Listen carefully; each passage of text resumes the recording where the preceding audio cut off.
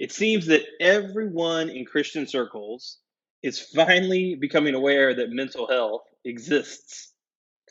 It seems that there's been some high profile pastors who are finally taking a stand and creating a conversation around mental health. But the question is, what exactly is happening?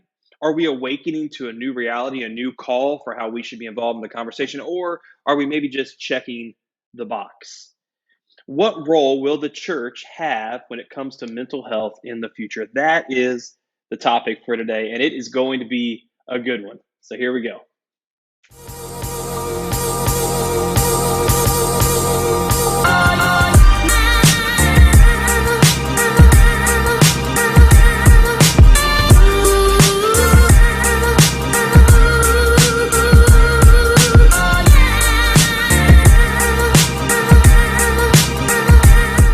Welcome to the Reboot Recovery Show. I'm Evan Owens, your host, where we're overcoming trauma together. We're embracing a brighter future. That means that I'm doing that. That means that you're doing that. We're doing that together. I'm joined with two amazing hosts today. Dr. Brooke Keels from Mercy Multiplied and best-selling author Adam Davis are with me as always, and we are really excited about this topic. It's gonna take every ounce of the time we have available to talk about it.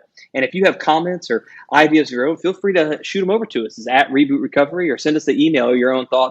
No hate mail, please, at info@rebootrecovery.com, and we'll make sure to respond to you quickly. Adam, Brooke, thank you guys so much for being here. Let's get into this topic a little bit. I'm interested to see where this conversation is going to take us, because we want to present a fair and unified, not unified necessarily, but a fair approach to this. And I know, Brooke, you and I have had conversations about this in the past. We've spoken on panels together about this exact topic, but it has been a while. And for our listeners, I want you to know that the three of us, we have kind of a unique perspective on this topic, because you see, we get to see a side of church culture and a side of being involved in churches that maybe you as a regular attending member don't see. Because what happens is, we are the ones the church calls when things get messy.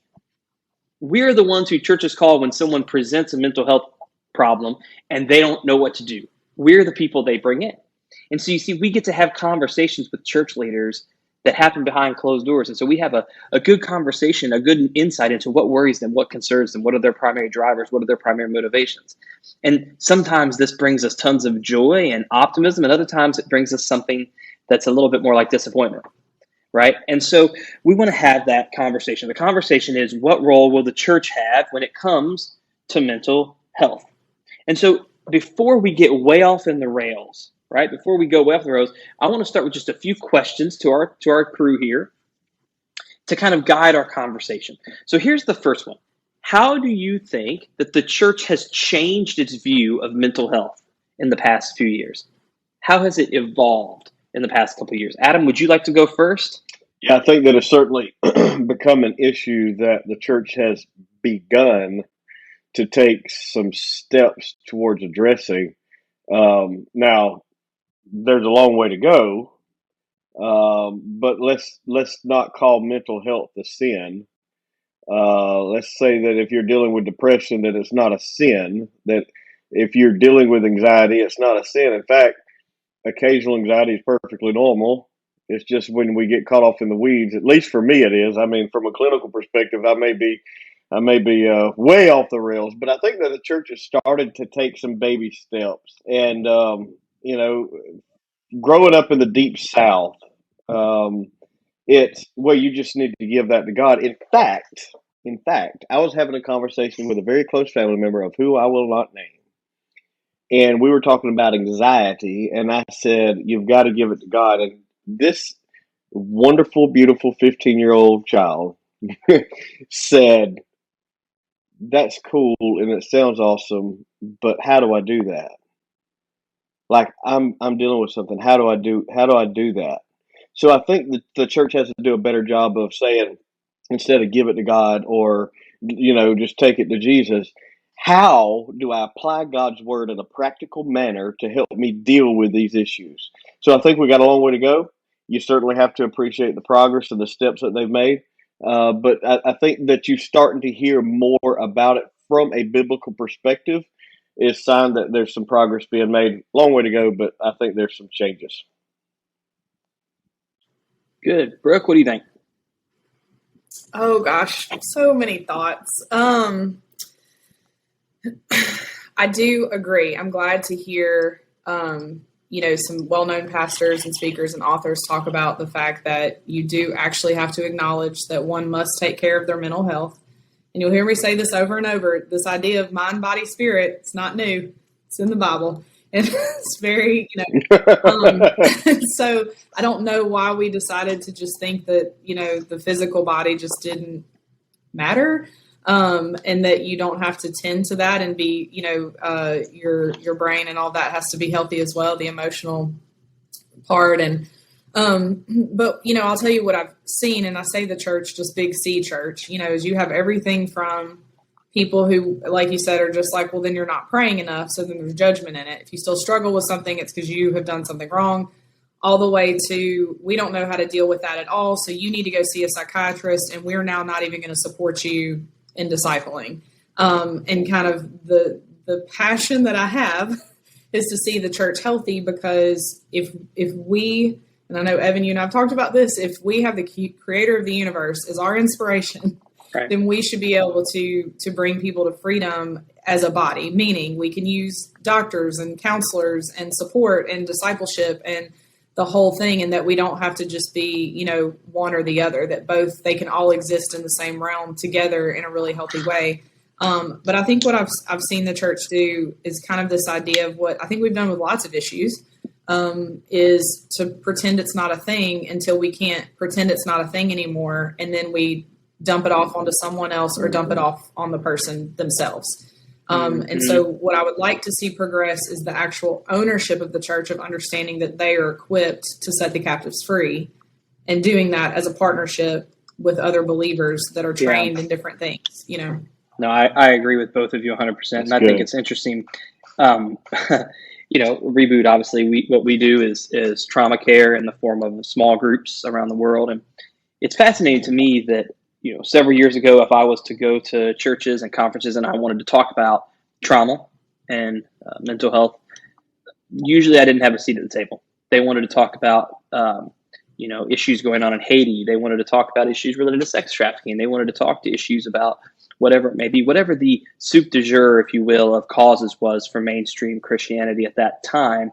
That was the focus. But it seems that unfortunately, a few celebrity pastors, so to speak, have taken their own life, or had people in their families take their life.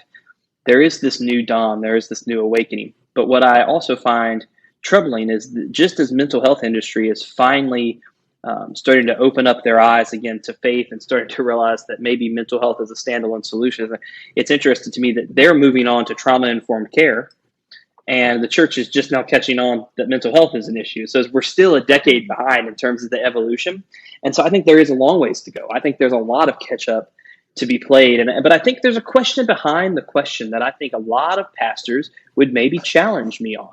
I know they would. I've had them challenge me, which is this question, which is, are churches the right place for people with mental health challenges to go? It's not a question of should we or how are we doing. I think a deeper rooted question is the church where this should be being handled, or should the church stick to what it does, which is the gospel, sharing, meeting of the saints, prayer, worship, communion, those types of almost like sacrament type thinking.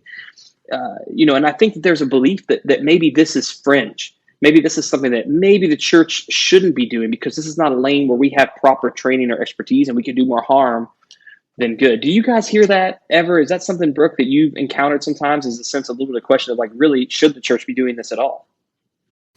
I don't know that anybody's been bold enough to directly ask me that.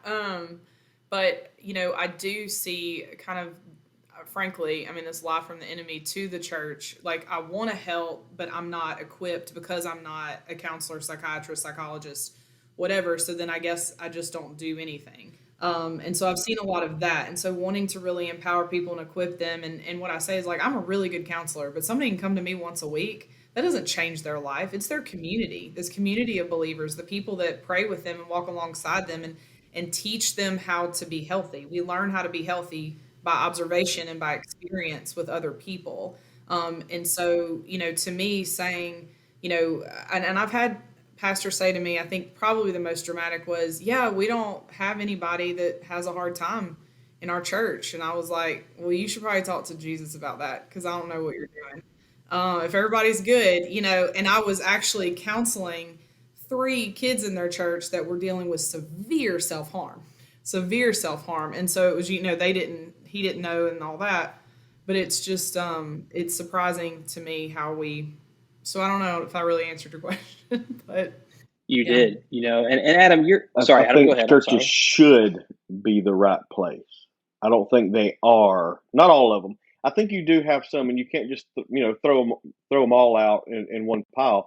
I think there are some churches that are doing a good job, and if they're doing nothing more than acting as a bridge between the people in the community and the professionals, the counselors, the therapists that are biblically based in their professional approach. I think that there are churches that are doing that, but I think that there's a lot of horrible perspectives given from some old school church thought processes, and I would say that those places are absolutely not the right place to go, and I think that that's why you have some of the real issues that you see going on today. But they should be. That's what the church is supposed to be. Listen, you don't go to church to get your taxes done. You don't go to church to buy a house. You don't go to church to get a college degree. That is a place where you come to celebrate, and it should act as a vehicle that gets you to the next step that you need to get to, and they should be that bridge. They should be that. The pastors, the staff should be that bridge, and they should be trained on looking for these different signs when they're counseling individuals on, okay, this individual is experiencing this, this, and this. This is beyond my capacity. I've done my pastoral ministerial counseling. Let me refer you to a good friend of mine who could probably help you a lot, well, who can help you a lot better. So, yeah, they should be. They should be. This podcast is part of the Edify Podcast Network. Edify is a faith-inspiring app that brings together thousands of the best Christian podcasts in one place for your listening enjoyment. Cut through the noise and grow your faith by diving into the world's top Christian podcasts today. Download the Edify app for free from the App Store or Google Play, or by going to edify.app. That's EDIFI.app. Yeah, let me read something to you that I received. I spoke about 2 months ago at a virtual gathering of church leaders, small group pastors, things of that nature. Let me read to you this email that I received. It says this. It said, and there were multiple words that were in all caps, by the way, which I think infers yelling. I'm not sure. Mm-hmm. It says, I appreciate that you're trying to get the church to talk about mental health, but they aren't equipped to do so. They aren't counselors or therapists. They're preachers. They didn't become preachers to counsel. The risk of a ministry like yours is that you set up the church for failure. They can't and shouldn't be speaking into someone's mental health. To my knowledge, you aren't a brain surgeon. Just as you have no business giving advice on brain surgery, neither does a pastor have business giving mental health advice. I know you're trying to sell books or whatever, but find a new audience. Do you have their name? I do have their name. May I contact this person? If you want to. I mean, that's another one of our adoring listeners here on the Reboot Recovery Show. I love the fan mail. And I hope this person doesn't find out where I live. Right. But when I got this email, I wasn't really surprised, and I was surprised at the tone of it, of course, but I have grown accustomed to just some reactions that I wasn't expecting. And I'll say this real clearly. When it comes to this issue of trauma and mental health, I believe firmly that if the church misses the opportunity to be involved in the conversation around trauma and mental health and resilience, I believe that we are missing out on the greatest evangelical opportunity that the American church may ever see. And I believe that when I go to meet with pastors, this is the number one concern I hear 9 out of 10 times. And if you're a pastor and you're listening to this, I want you to know that I love you and I understand your predicament on one hand. On the other hand, I feel like part of my role is to challenge a little bit. Okay, so let me start with that. But the number one concern that I always hear is this. What about the liability? What about the risk? What happens if one of my small group leaders says something during one of your trauma reboot groups, during one of your reboot combat recovery groups, a person goes and takes their life and they want to come after me legally? They're concerned about the liability. Therefore, they'll usually say, we would do this program if we can bring in an expert. But we don't have an expert right now who's willing to do it. Thus, we're not going to do anything. And my response is always this, and I would say this to you if you're listening and you've had that objection. You're concerned about the liability if you do something. I'm concerned about the liability if you don't. I'm concerned about what reputation the church will have when someone comes to us after trying mental health for answers. They didn't find a complete answer. They come to the lighthouse, and the lighthouse says, oh, no, I'm not a lighthouse. The other lighthouse is over there. And if they're not coming to you, they are going to be going to the Buddhist temple. If they're not coming to you, they're going to be the Church of Brene Brown, the Church of Oprah. They're going to be going to those places for answers because they're going to assume that Jesus has nothing to offer because you are an ambassador of Christ. And I say that very directly because if we have nothing to offer, if the best that we can offer is a referral to a secular counselor, then what role do we have? And we miss our opportunity. And this is important. Now, I want to talk about what do you think is happening culturally? Yes, COVID's been going on, so maybe we can talk about that. But why do you think, what do you think is going on culturally with us right now that's causing this issue of mental health to be so prevalent, right? That not just in our churches, but outside of our churches. What do you guys attribute? This is a question I get a lot. Why do you think so many young people today are so not resilient is a question that I get a lot of times from older people. What do you guys think is going on when it comes to this issue of mental health? Why is it so contagious, right? Why is it so common now? Or maybe it's always been this common. We're just talking about it more. What do you all think about that? Brooke, would you like to go first on this one and then over to Adam after that? Yeah, that's such a layered question. Thank you. So I'll just respond with a piece of it. I think, I think if you look at culture now, and you can see, we just want, we are people to conquer, right? We are, meaning not just in wars and not just in all of these things, but you can just see what's happening right now is that people, if they don't have chaos, they create it because they're looking for meaning, they're looking for drive, they're looking for intentionality. And so when we don't have it, we create it. We also see this thing with social media where everyone's trauma is their story. And if you don't have trauma, then you got to create it because no one's even looking at you anymore.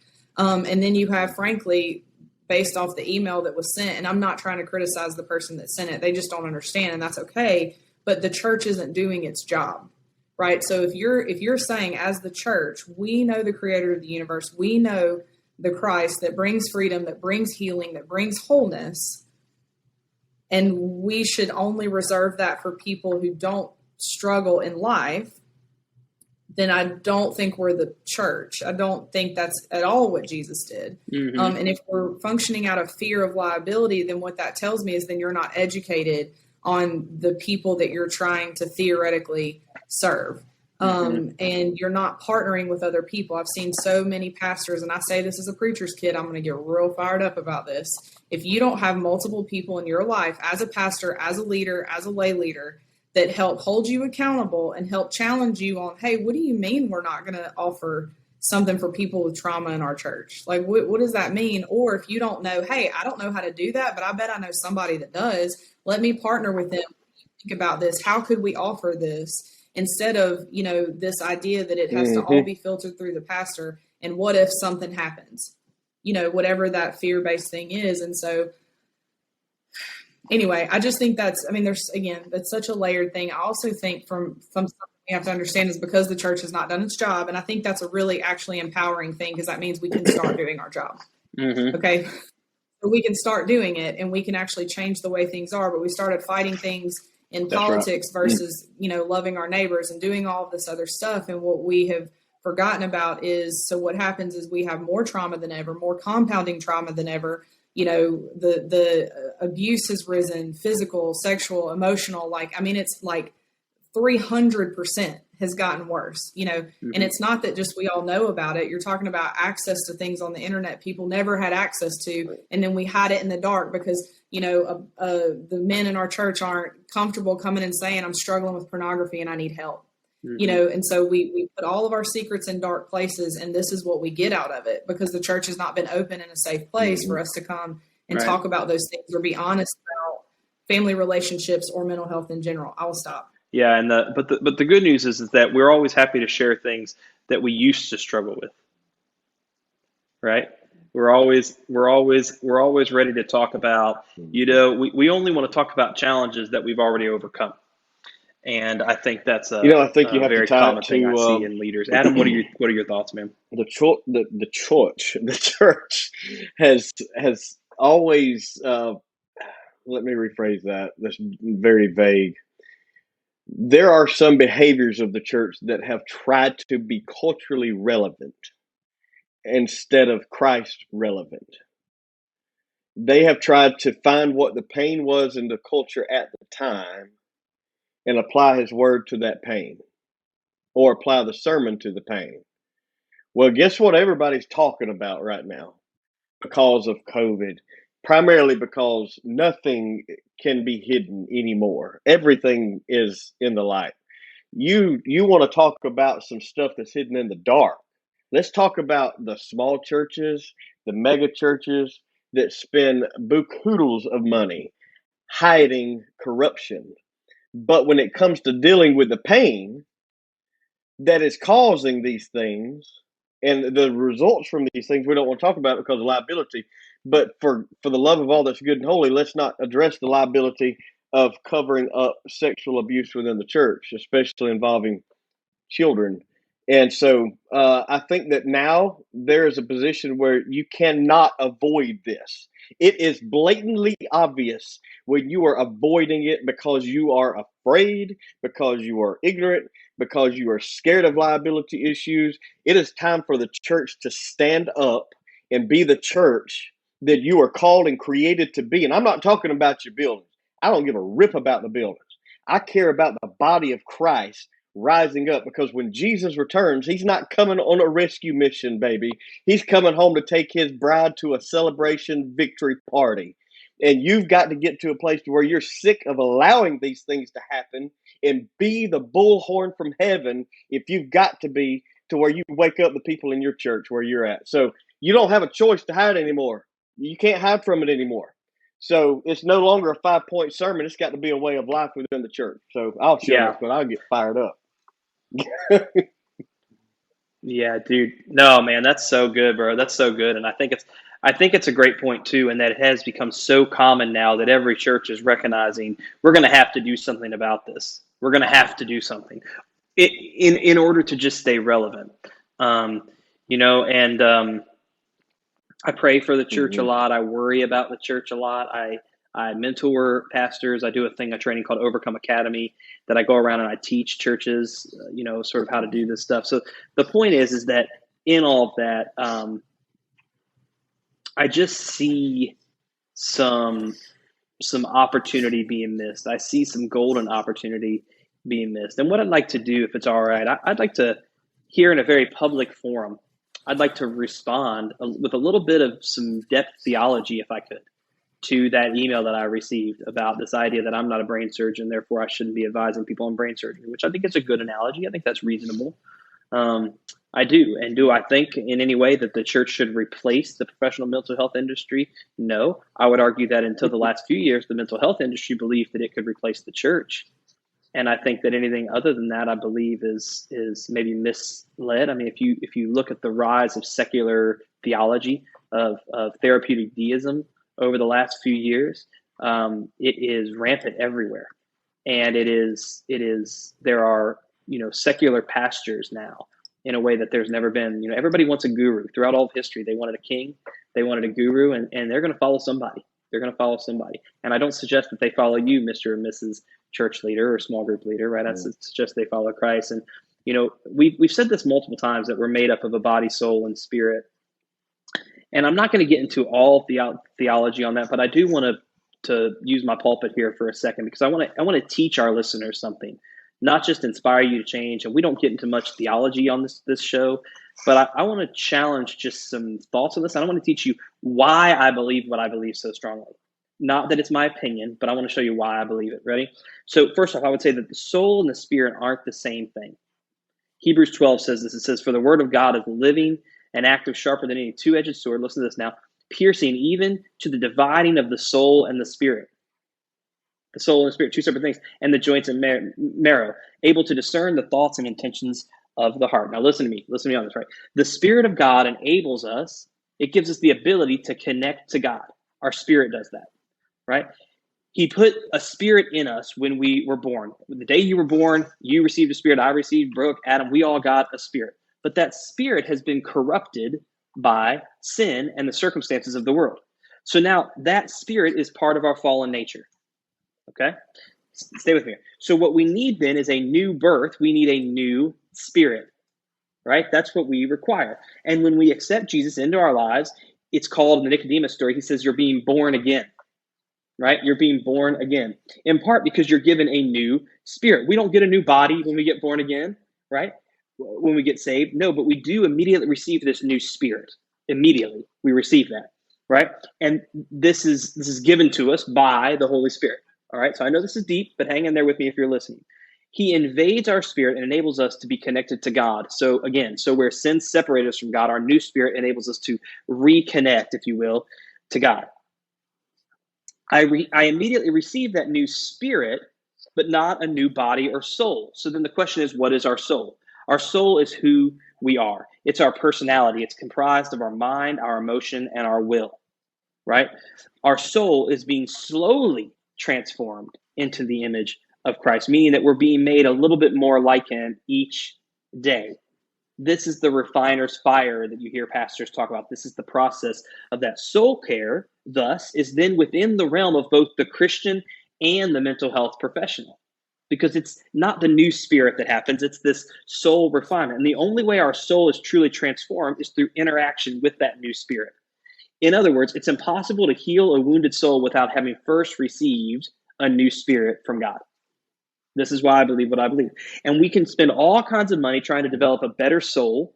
We can come up with programs to do a little bit of soul management, a little bit of soul maintenance, but it will never substitute for a new spirit.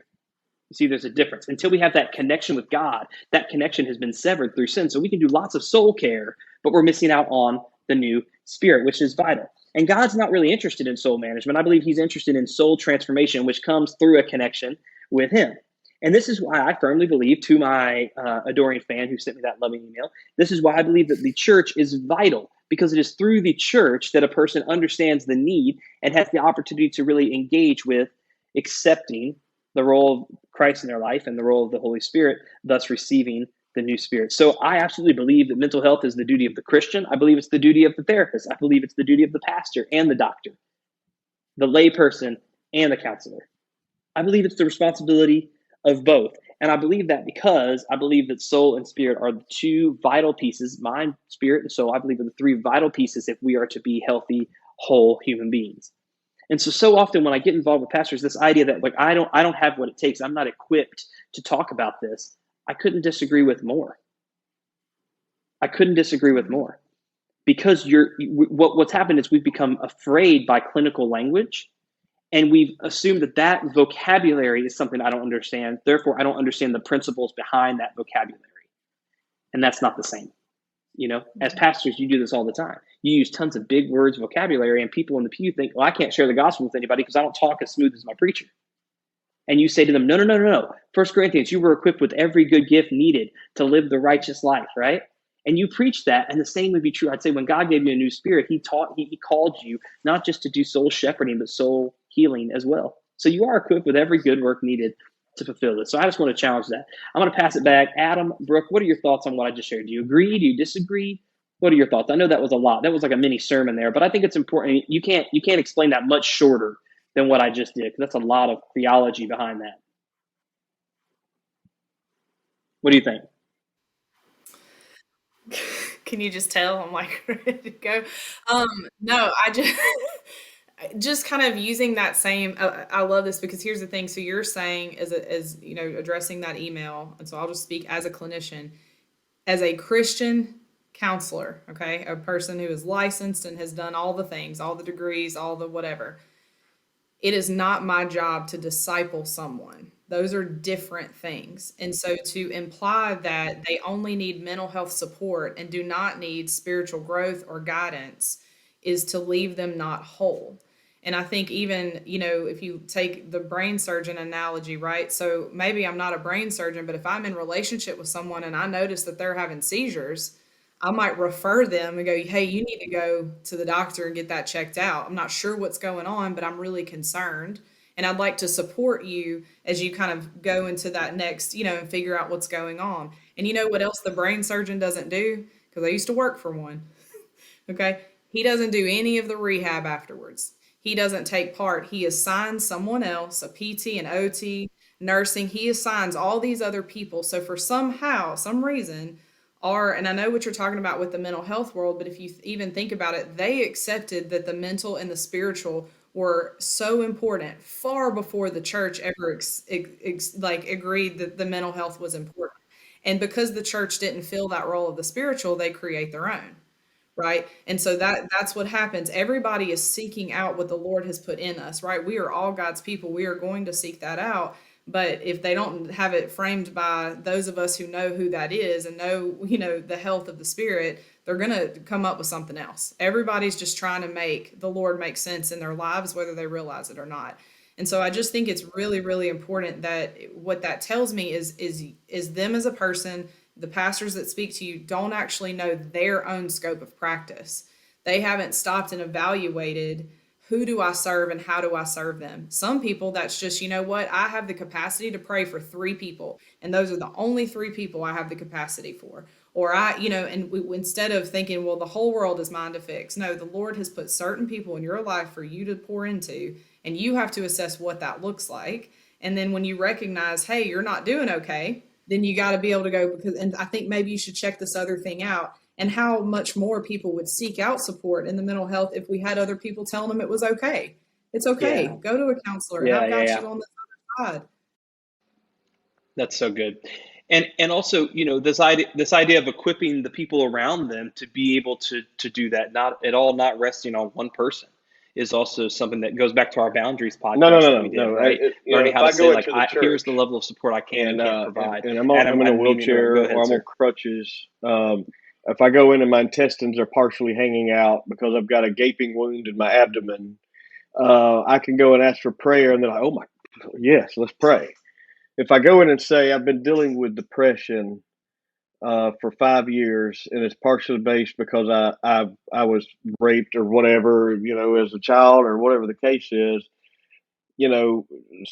I have seen them say, well, this is demon possession or depression. I've actually heard a pastor tell a person that their depression or other mental illness, that you are demon possessed.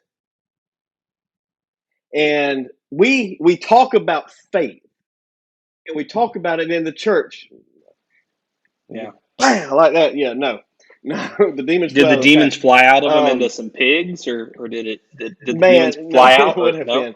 But when we talk about faith, that would have been awesome. That would have been a way cooler story, Adam. Believing in what you can't see. Is you can't touch it, you can't feel it, you can't smell it. But we talk about how much faith we have.